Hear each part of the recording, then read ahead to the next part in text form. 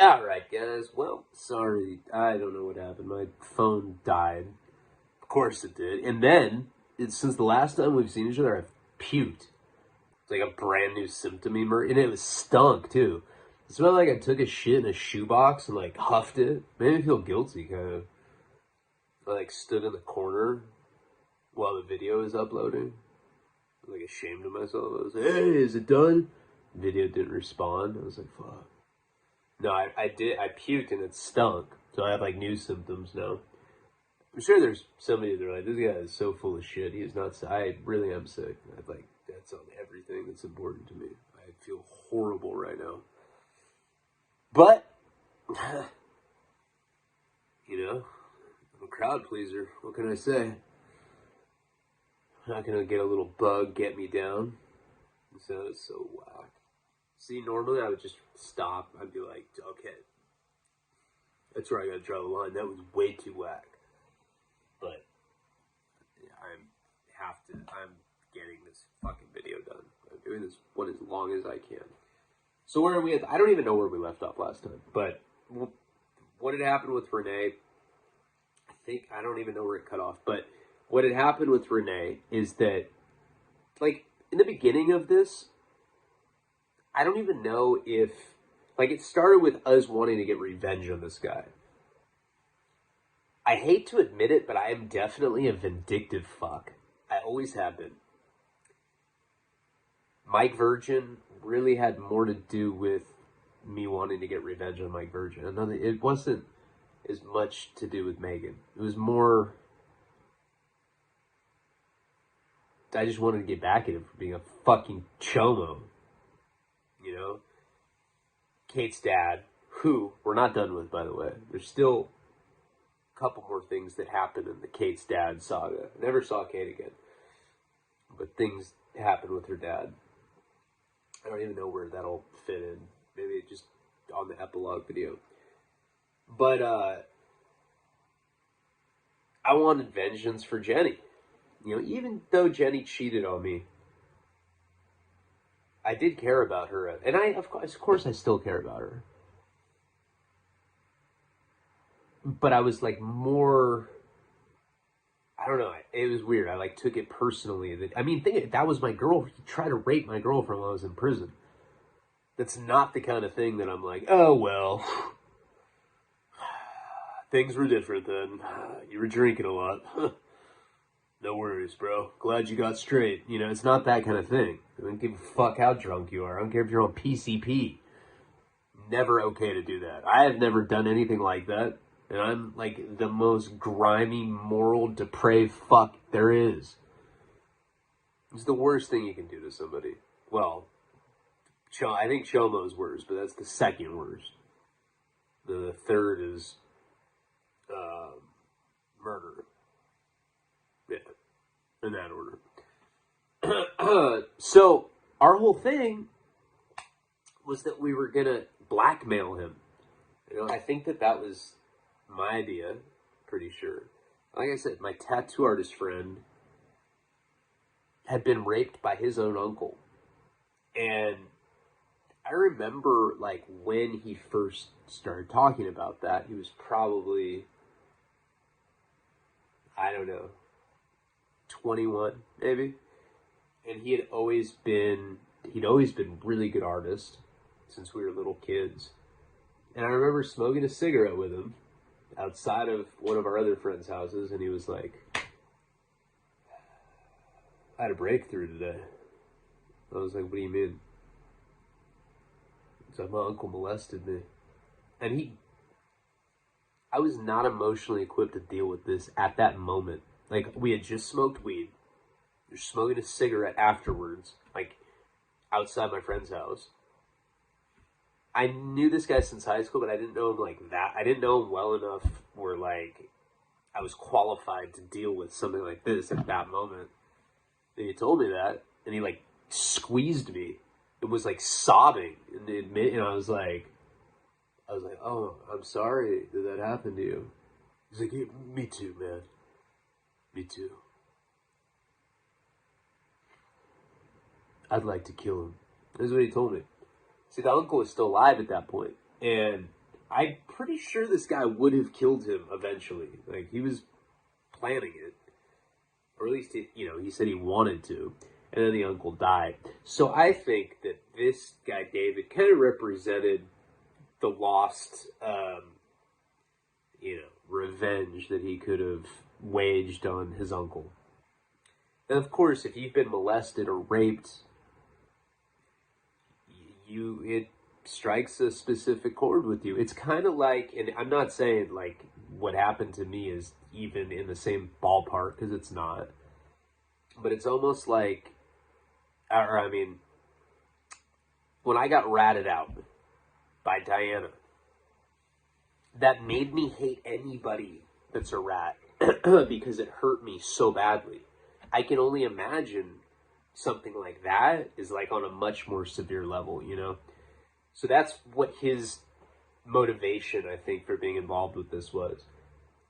And then eventually that evolved into, let's drug this dude. Let's take his pants down. Let's fuck him with a broom. Yeah, I don't know. Totally normal kids. No, we're in our 30s at this point. And we'll film it. And we'll blackmail him with it. Like, who wants a fucking broom sex tape to be released? Kim Kardashian's like sticking a broomstick up her ass right now. Black one. Anyway. So,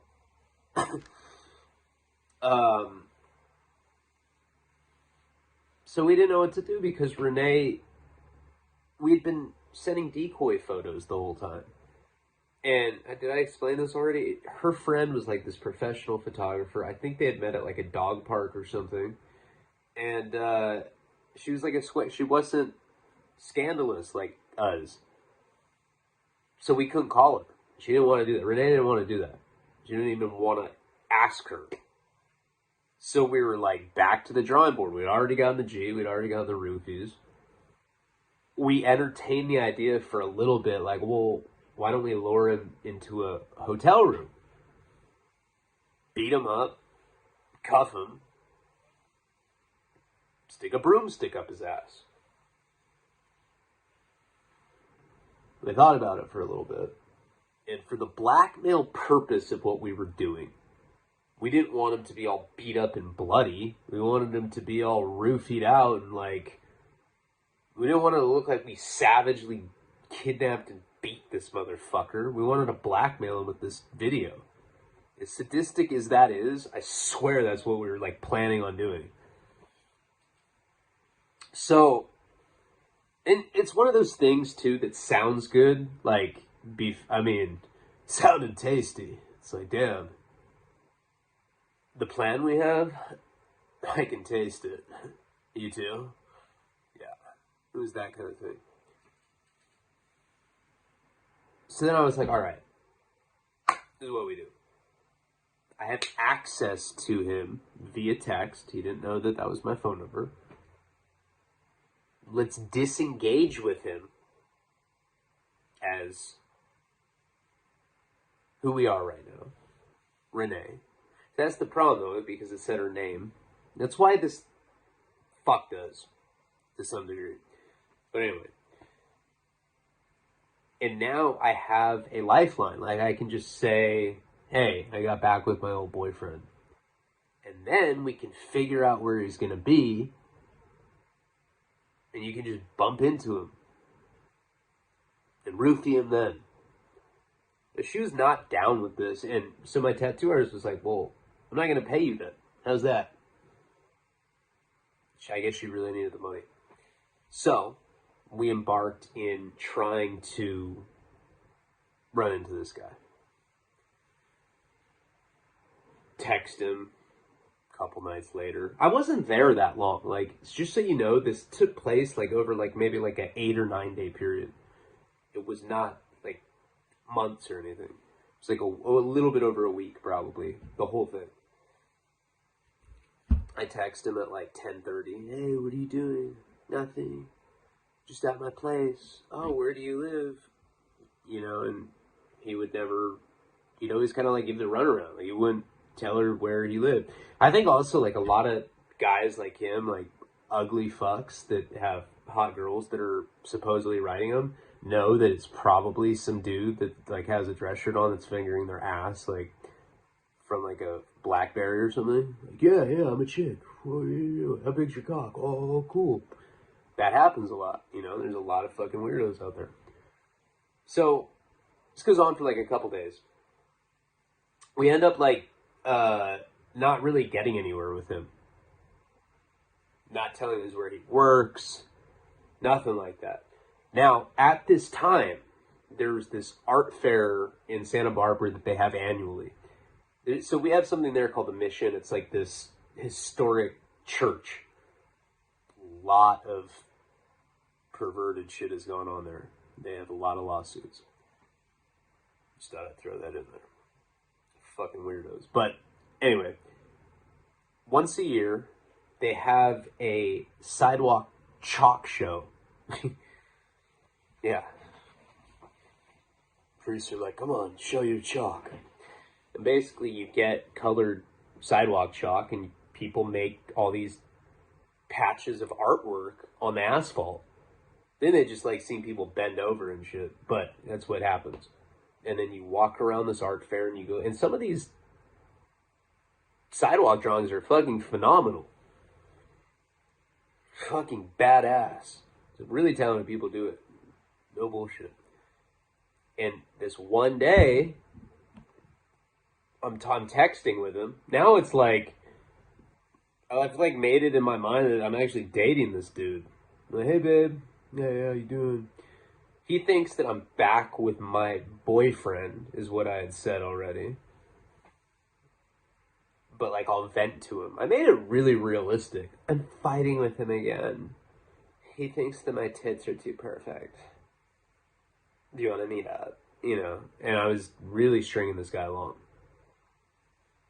So he tells me that he's going to be at this art fair.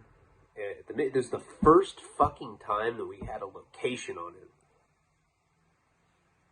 We weren't with Renee at the time, though. I was at tattoo artist's house. I don't want to say his name. So we ended up, I believe she's working at a hotel. I think she was working like concierge at like one of the nicer hotels. I'm almost positive because I remember her dress shirt had like this little pin thing. Anyway, we ended up calling her. We said that we had found him and she agreed to come with us. We came and got her at work. She like left work to do it. I mean, she was getting $1,000. She probably made that in 2 weeks wherever she was working. Just super desperate for money. And so we end up rolling to this art fair. It's like me, Renee, and my tattoo artist friend. The whole time that we're in the car, she's like, I want to do this. This is, oh my God. What if he does something? What is he going to do? What if he exposes himself? I'm like, come on, dude. Really? You're getting $1,000. Stop complaining. She's like, ew, you're a pig. I hope you get arrested for pimping someday. I was like, I'll never get arrested for that. So we ended up getting into the art fair, and basically we had instructed her, we're like, all right, look, when you get to this place, walk around, see if he's there, try to bump in. If he is there, bump into him and just make it seem like it's a coincidence.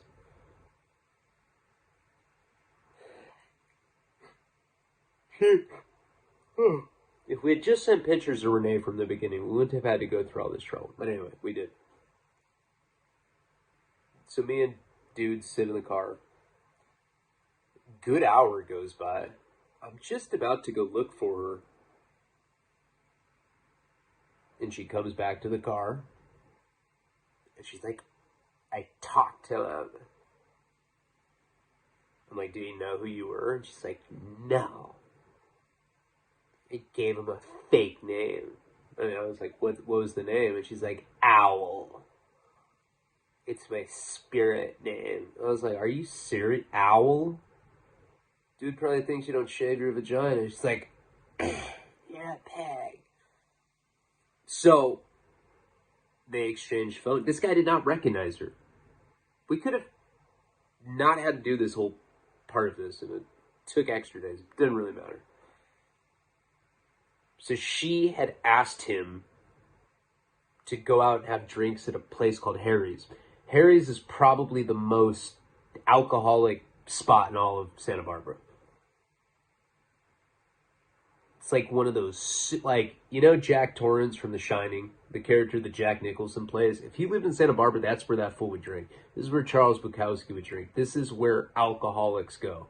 They literally get tonic and just fill the fucking, they literally get gin and fill the entire glass to the brim. And it's just like a dry gin. But I've never seen anything like that. Like, most bars will give you a couple shots. This is like 5 shots in a fucking cup. It's like $10. It's like a double. That's what a double is for them. I used to drink Jack and Coke doubles, and it was probably like 5 shots. You know? And you're paying $10 for it. So she was going to meet him there. You know, they exchanged phone numbers and everything. We had like told her to do that. Tattoo artist even gave her some of the money up front and gave her like $200 just to like get her fucking lips wet a little bit. She's like, I need the rest, you know? So we end up planning it out. It was, the art fair was on the weekend, and I think she was going to see him on a Tuesday. Something like, there's like a few day period between the art fair and when she was actually going to see this dude. This has become like a personal obsession at this point for the tattoo artist. Like, this is his thing more than it's mine. I cared about Jenny. I definitely wanted to see, justice served, so to speak. But this guy, like, really this was super personal for him for the aforementioned reasons. So, like I said, a few days went by, but the night before she was supposed to meet him, she came over. I actually ended up having sex with her that night. That was random, too. It was super weird. Like, after tattoo artist went to sleep, we were like smoking. I think we were smoking either weed or a cigarette outside, and she kissed me. And then we ended up having sex outside of this dude's place, like in this like driveway alley thing that's like connected to like another condo. So like at any moment, if the people like went outside, they just see me like bending her over. It was super scandalous. Anyway, it doesn't really matter. So the plan was she was going to go to Harry's with him, have some drinks, roofie him when he's not paying attention, take the capsule. I'm explaining to Renee how to do this. Take the capsule and put it in the drink. When he starts getting weird and wavering, tell him you want to go back to your place, bring him out of the bar, and we'll take him. We'll all be in the same car together. We'll put him in the back seat. I'll sit in the back with him. Make him suck on my fingers. I'm like, come on, dude, suck on it. I know you want to. Oh, okay. I'm wasted. So she ends up, we drop her off at Harry's. There's this huge parking lot. There's like a grocery store. There's a bookstore there. Bunch of random shit. It's a strip mall, pretty much.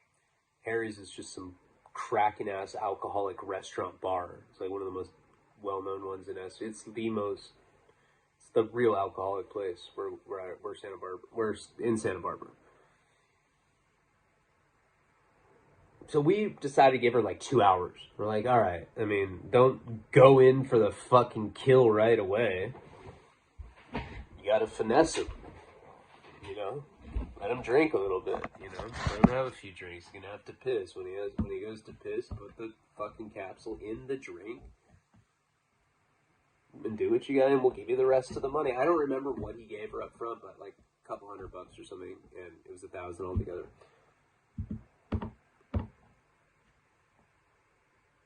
So we were expecting her to come out at a certain time, maybe 11 o'clock at night, something like that. And the place closed at like midnight, maybe even 2. I don't know, but I think it was like 11 that we were supposed to check on her if she hadn't come out. So I'm sitting in the car with the tattoo artist, and we're talking about it. We're like talking about the game plan, what we're gonna do. Like I said, like this whole situation kind of sprung up on me unexpectedly because I had no way of finding this guy for so long, and then it just happened to be when I did find him, my life was in shambles. Like Casey had left me. I had just gotten out of a psych ward with Haley and the tranny. This just happened to like pop up out of nowhere. And so him and I were talking about the game plan, and it was like,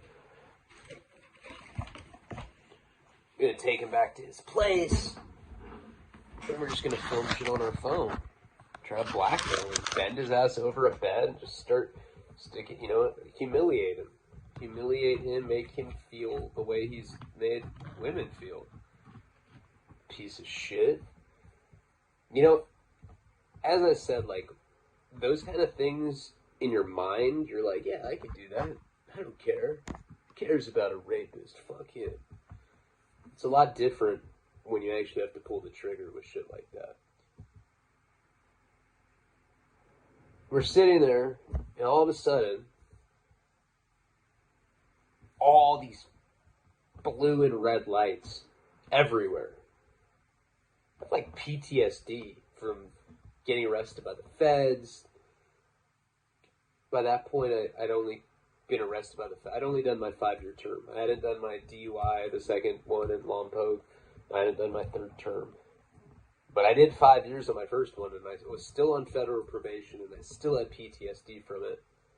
And the tattoo artist was like, what the fuck? And we kind of like both slouch in our chair. So we can't see. All we can see is the lights. It's like the strobing red and blue. Of course, we're like, fuck, we're busted somehow. I can see it now. They're going to put us in a sex offender protective custody tank. You'd be in the headlines. Tattoo artist and novelist trying to trick girl into date raping old guy to butt fuck or something,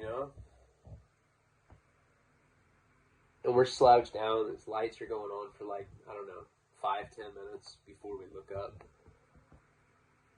And it's a fire truck. There's a cop car. There's an EMT car. Monte, you probably know what kind of call this was. And we see David getting taken out of Harry's on a fucking gurney.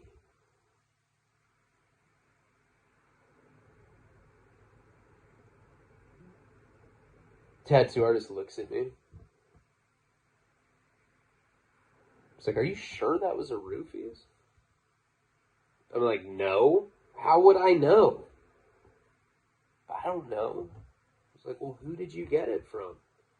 I started explaining this guy that Riggy had hooked me up with. Now that guy, I forget what his name was. It was you run into a lot of these weird ass dudes in LA. They all think they're music producers. Yeah, I produce. I mix tracks. Yeah. Yeah, I'm working with, they say some, like, rapper that's not relevant anymore. Yeah. I'm working with Lil Wayne, and there's always people like that. That's what kind of person this was. And Riggy's cool. He's got a lot of real homies like that, but, like, he's got a lot of these, too. There's just a lot of that in LA. And this guy's... He lived in an art studio on 7th and Broadway, downtown, or 7th and Los Angeles Street, downtown LA. He lived in this huge, like, artist loft. He was a big-time meth dealer. Now, Riggy had gone I believe how it had happened, how he even knew that guy, is GHB is super easy to cook. Super easy. You do it with like paint thinner or something. I don't know. He's explained to me how to do it, but it's not hard. Like, it's like somebody had written him the formula and like how to cook it while he was in LA County Jail. Like a step by step of how to make GHB out of like household chemicals. I mean, I think one of the main ones, GABA, whatever, like there's like some primary compound in that drug that you can order online, and with other household items you can like cook it up. I don't know how to do it, but he was explaining to me that he had laced these guys up and they just basically manufactured gallons of this shit. And an ounce of GHB goes for $25, you know? And I think to cook a pound, it costs like $10. So you can imagine like the profit margin on something like that. And that's how he knew these guys. I mean, these guys were meth dealers. They just happened to sell GHB and roofies. That's not sketchy. I like GHB. That's like a drug that I personally used to do all the time. Like, I really, really like that drug. And for those of you that don't know what GHB is, it is, pretty sure we've talked about it before, but it used to be sold at GNC as a supplement. And what it's supposed to do in theory is it puts you in REM sleep, rapid eye movement sleep. When you're working out, you need protein synthesis to occur so that you can build muscle. That's what muscle is. You tear your scar tissue. Protein synthesis makes proteins bioavailable. Turns carbohydrates into glycogen, different fats and amino acids.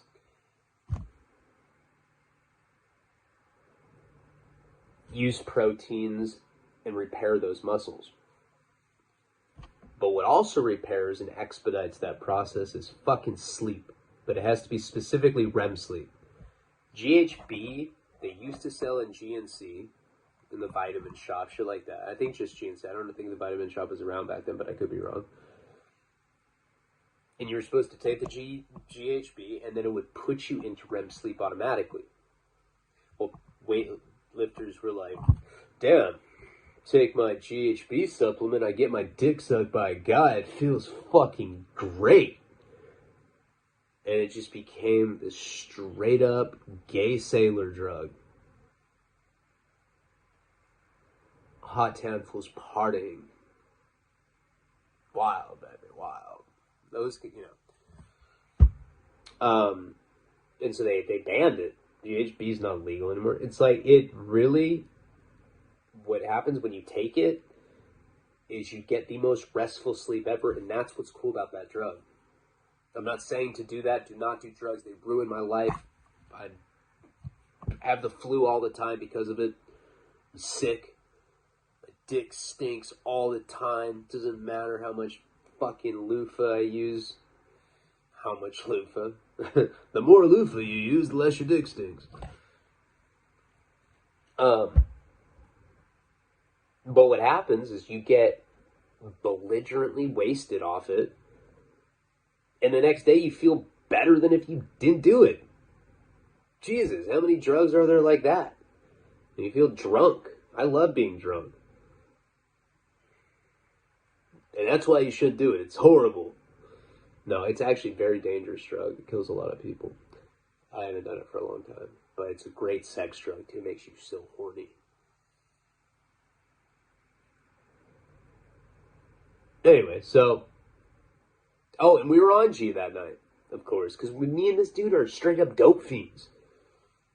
Taking caps of GHB, we're like all fucked up. And when we saw those lights... we both slouched down, freaked out, didn't know what was going to happen. And we will get into what does happen with this in the very last, it'll be an hour-long video of the David incident. I'm tired. I feel like shit. I really didn't put the effort in so that you guys wouldn't get too mad at me. And because I care.